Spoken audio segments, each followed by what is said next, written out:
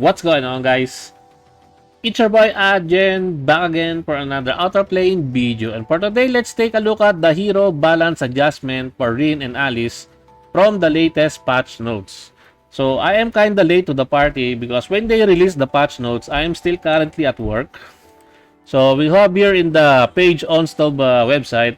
So hero skill balance adjustment. We will implement changes to 2 3-star heroes, Rin and Alice. So first of all, Rin. They are going to be changing Requiem, the skill 1. So before attacks an enemy and increases the caster's priority by 20%. And now this one becomes increases the caster's priority by 30% if the target was a fire enemy. So they added this one. Before, it's only 20% for any enemy. But now, if the enemy is a fire enemy, it becomes 30%. But if it's either green or water one, it will still be the same as 20%. Kind of meh, right? This is the normal attack of Rin. Next, we have the Shura Slash Skill Burst. So, before it increased damage with additional increased damage against fire enemies. Then after, increased damage with additional increased damage against fire enemies. Ratio increase. They should have specified how much increase this one because they did not specify how much increase. It's only stated here ratio increase. I have no idea what it refers to. They should have been clear with this one. Next, we have Doji Kiri Yasutsuna. Before, increases critical hit chance for 2 turns and attacks all enemies. Each time an enemy is defeated, increases attack by 5%. Max 3 stacks. And then after, increases critical hit chance for 2 turns and attacks all enemies. Each time the skill is used, increases attack by 7%.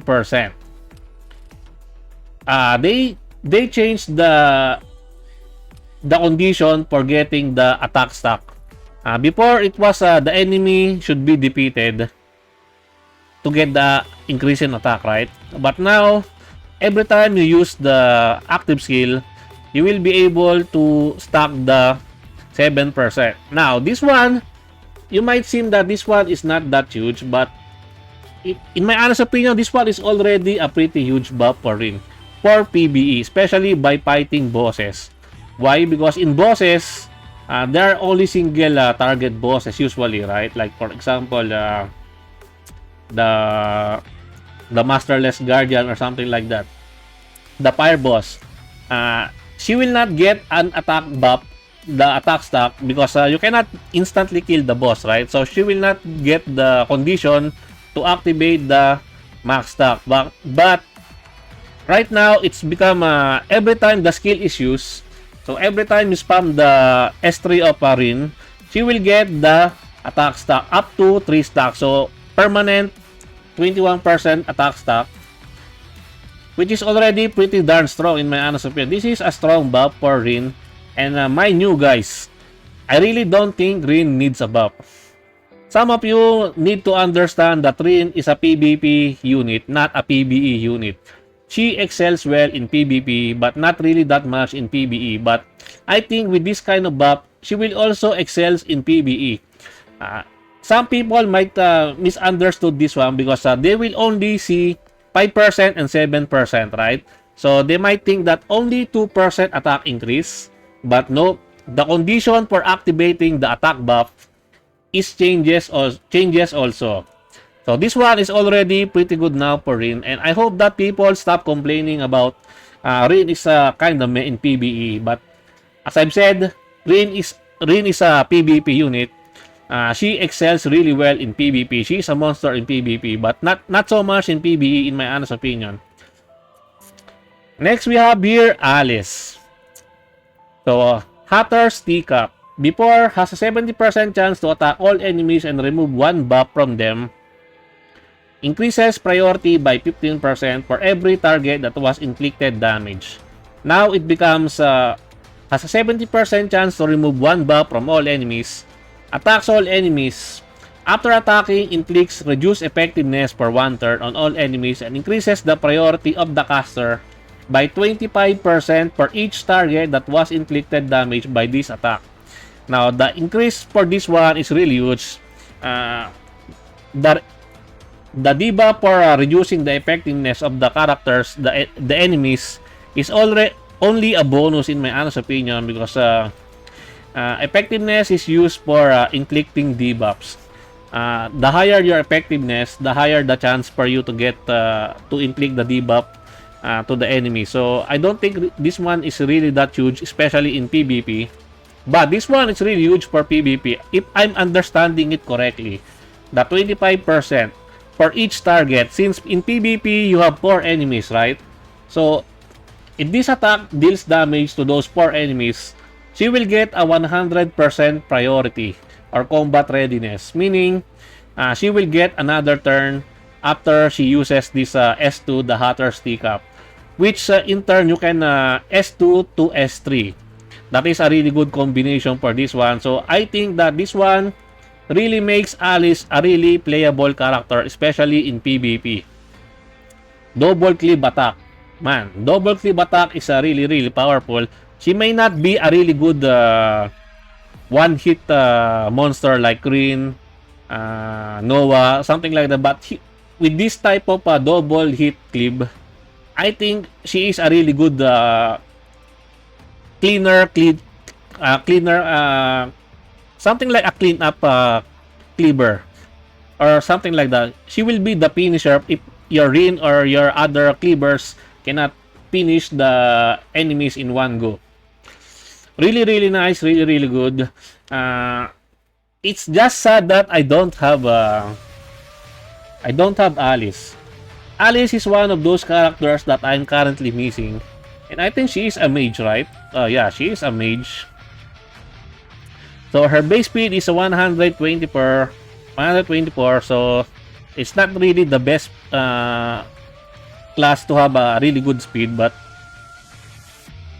you can still make it work to have a really good high speed as long as you have godly gears. Yeah, if you have a really good speed with some form of damage like critical rate, critical damage, and also attack, then Alice might be a really good cleaver in PvP.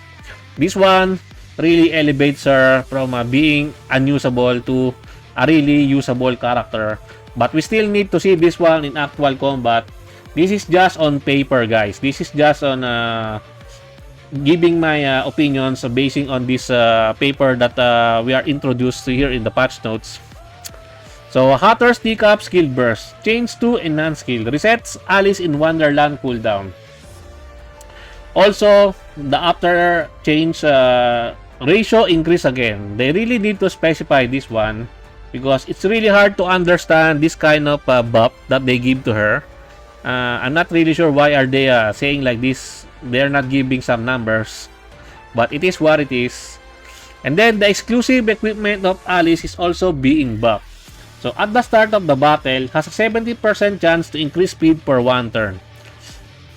After the buff, at the start of the battle, has a 100% chance to increase speed for one turn. People need to understand that this is a buff, not that it will increase her speed on the very first turn. The buff will apply probably on the next turn, because that is in starting the turn, your speed determines your turn order, right? And this one, after the start of the battle, wait, this is somewhat kind of tricky. What if the buff applies at the start of the battle? Meaning that, for example, you have a 300 speed. Just assuming 300 speed Alice, which is pretty much far from the truth. Will the buff apply during that time? So the 300 speed of Alice will increase? I don't know, because I don't have Alice, so I don't have this one also, so I cannot test this one out. I hope the wheels will be able to test this one out, and we will see what will Alice bring into the meta in PvP, because right now Cleave is the king in PvP, and Alice is also a really nice cleaver, because S2 to S3 are both double cleave attack. So yeah, I think Alice is a really good character now with this upcoming buff from her. Is she broken? We will see when it becomes live in the patch. After the patch, we will see in the arena of whether she is somewhat broken or not. In conclusion, I think Rin has a very decent buff, but Alice takes the cake from this one because from being an underwhelming character to somewhat probably a very OP character in PvP. That's just me. That's my honest opinion with regards to this hero balance adjustment. So what about you guys? What do you guys think about this hero balance adjustment? Is it fair? Let me know your thoughts in the comment section down below. And I think that's it for me for today. I hope you enjoyed this video. Please leave a like and subscribe. I would really appreciate it if you could help me grow my channel more.